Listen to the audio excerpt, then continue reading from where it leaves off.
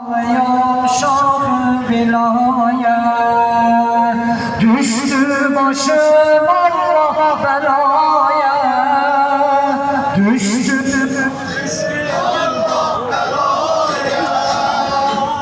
gelemedim Tanrı'ya, ya Hüseyin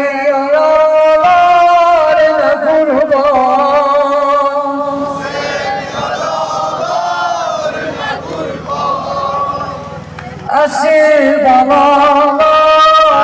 kurban,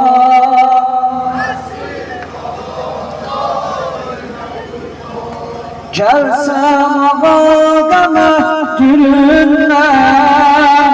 gelsem ağabey mehdüründen, kabrin kenarında sürünen, kabrin kenarında sürünen, hürrün yanında ben de hürrem,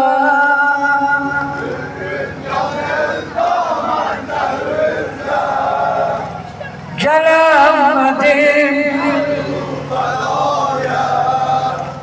Tanrı'ya şah-ı vilayet, Hüseyin yaralarına kurban, Hüseyin yaralarına kurban, esir balalarına kurban, esir balalarına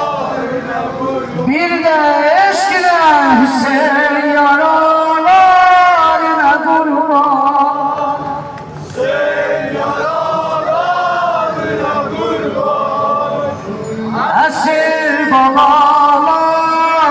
kurban, esir balalarına